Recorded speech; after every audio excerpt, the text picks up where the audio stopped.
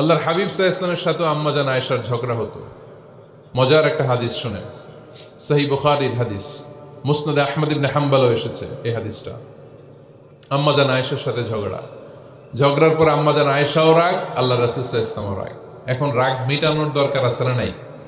আল্লাহ রাসূল সাল্লাল্লাহু আলাইহি ওয়াসাল্লাম বললেন, আয়েশা চলো মিটমাট করে ফেলি। সুবহানাল্লাহ কইবেন না? চলো মিটমাট করি। তো কারে ডাকবো মিটমাটার জন্য? ওমর রে ডাকি। আম্মা জান আয়েশা বলে, না, ওমর গলিফ, ওমর খুব মেজাজ বলা, আমার ডর লাগে।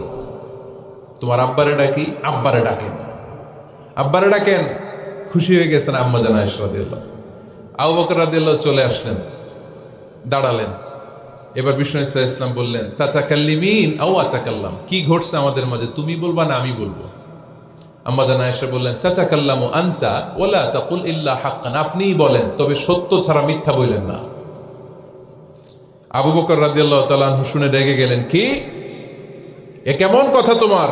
নবীকে উদ্দেশ্য করে তুমি বলছো সত্য ছাড়া মিথ্যা বলবেন না, নবী কখনো মিথ্যা বলবে নাকি? রেগে মেয়ের গায়ে মেরেছে এক চোর খেয়ে আম্মা জান আয়েশা উল্টে পড়ে গেলেন। সাইয়েদনা আবু বকর রাদিয়াল্লাহু তাআলা আনহু রেগে গড়গড় করতে লাগলেন, আবার মারার জন্য উদ্যত হলেন।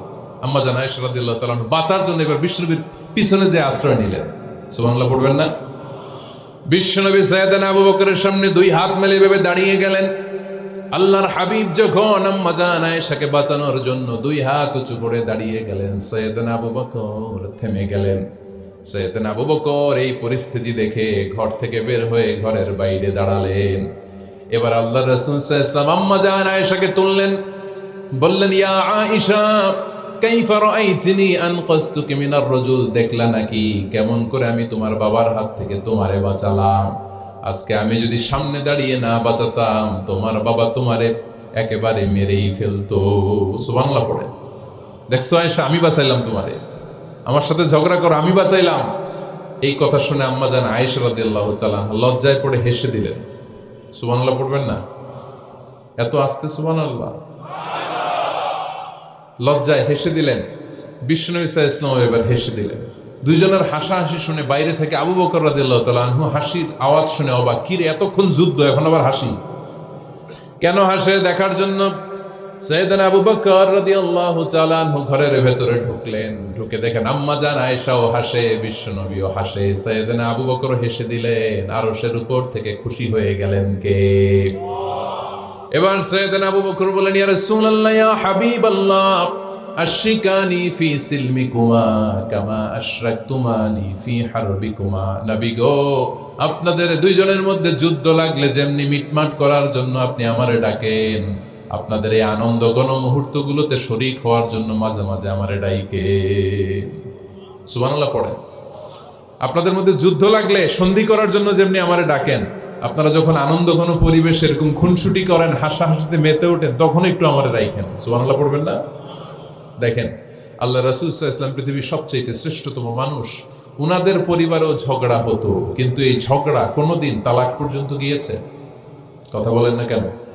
আল্লাহর হাবিব সাল্লাল্লাহু আলাইহি ওয়াসাল্লাম তার কোন স্ত্রীকে তালাক দিয়েছেন? প্রায় আম্মা জান আয়েশার সাথে রাগারাগি হতো। আল্লাহর হাবিব সাল্লাল্লাহু আলাইহি ওয়াসাল্লাম বলতেন, আয়েশা কখন তুমি রেগে থাকো সেটাও আমি জানি, কখন তুমি আমার উপর খুশি থাকো সেটাও আমি জানি।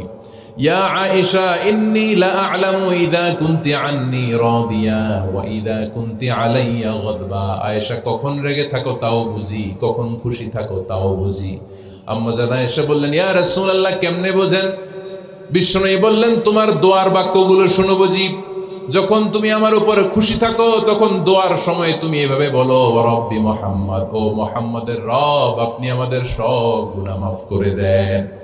আর যখন তুমি আমার উপর রেগে থাকো তখন তুমি মুনাজাতের সময় বলো, রব্বি ইব্রাহিম, ইব্রাহিমের রব, আপনি আমাদেরকে ক্ষমা করে দেন। তার মানে যখন তুমি রেগে থাকো তখন দোয়ার সময় আমার নামটা মুখে নিতে চাও না। সুবহানাল্লাহ পড়েন। তখন তুমি দোয়ার সময় অন্য নবীর নাম নাও।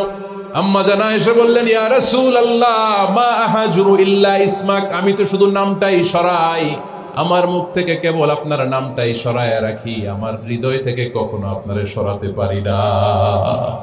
আমার হৃদয় জুড়ে আপনি, মা আহাজুরু ইল্লা ইসমাক, নবী হে, আমি শুধু দোয়ার সময় রাগের মাথায় আপনার নামটা বাদ দেই, হৃদয় থেকে তো আপনারে বাদ দিতে পারি না। সুবহানাল্লাহ পড়বেন না? তার মানে নবীদের ফ্যামিলি তো ঝগড়া এগুলো হতো, কিন্তু এটা তালাক পর্যন্ত গড়াতো না, ঠিক কিনা? তাহলে এখন থেকে আমাদের এই স্লোগান নিতে হবে যে ঝগড়া করলেও আমরা ডিভোর্সের দিকে যাব না। পারা যাবে? আর একজন রেগে গেলে আরেকজনকে চুপ থাকতে হবে। ভাবি রেগে গেলে আপনি চুপ, পারবেন? পারবেন না? ইনশাআল্লাহ। এই যারা বিয়ে করে না এরা ইনশাআল্লাহ, আর বাকিরা চুপচাপ। আওয়াজ করে পড়েন না ইনশাআল্লাহ।